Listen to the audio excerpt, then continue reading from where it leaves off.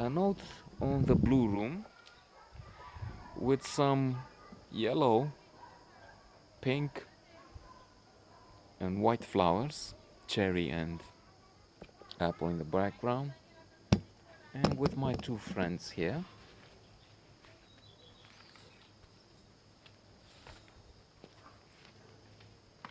This is an interesting, if somewhat strange narrative uh, that I listened to a little earlier. Um, it's from the beginning that we learn about this trial. Two people accused of murder, Tony and Andrée. They have been lovers, and their best moments that are remembered tenderly by Tony at one point took place in the blue room, hence the name. There's a procureur, I think, a prosecutor, someone involved in this case, who is telling the story, and says, I remember I had to take part in the investigation and the conversations with Tony and accusations, rumors in the village and questions. So what was special about it? I don't know. The walls painted blue. And he has, this Tony has an affair with Andrée, and they're both married. She's married to Nicolas, and he's married to Giselle. And we have recollection of what happened, of the circumstances.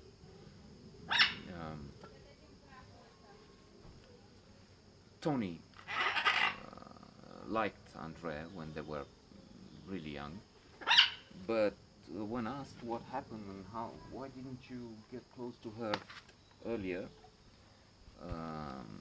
he says, "Well, I didn't think I could. She was like a statue for me. She was really tall, and I didn't think it's she is for me."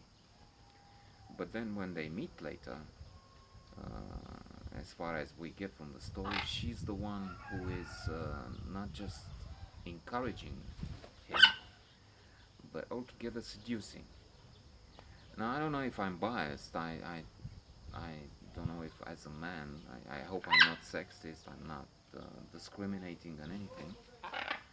But I had a feeling that she may be the one that has more of the blame, so to say.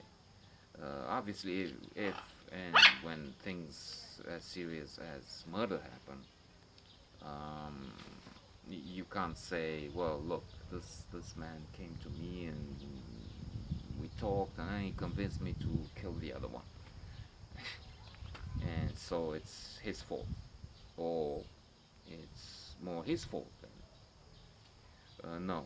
But I'm just thinking that without her encouragement, he would never think. She was a statue. She was beyond his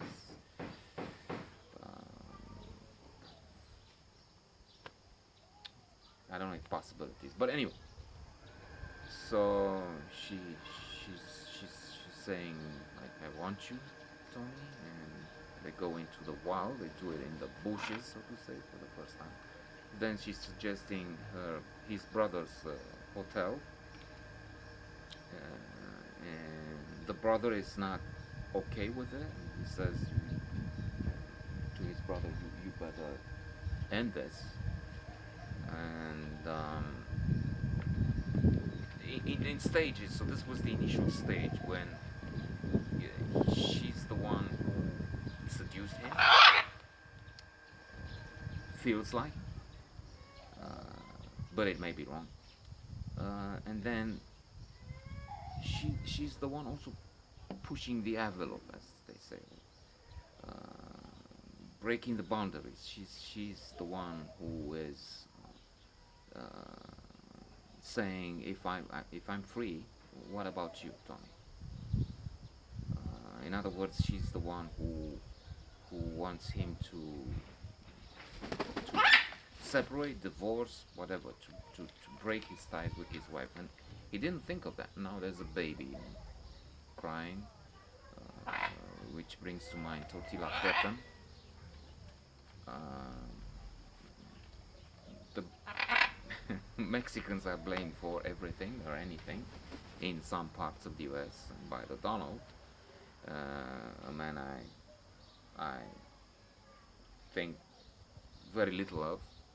But then here I am, the little Donald here, considering that these guys are wrong and they have too many, and it's not okay to have, I don't know, they built a shack with 3 rooms on, but they have 23 people there, and there's noise, and then there's sing, and then there's cursing, and then there's all the time something, all the time something, and that's, well, and we have our own noise. So he's bringing me back to the situation here. And so, to return, with regrets for the diversion, um, it seems like she's pushing him, and she's the one who maybe kills her husband. I'm not sure. I don't know. No spoiler alert. And I I don't know. They have arguments for and against. They have their own story, obviously. But then she says, "Now I'm waiting for you. It's your turn." Something like that. So to me, it feels like she's pressing all the time and she's defending, but I don't see who is the mastermind, unless it's her, frailty, dynamism woman. But that's a joke from Shakespeare, but a joke.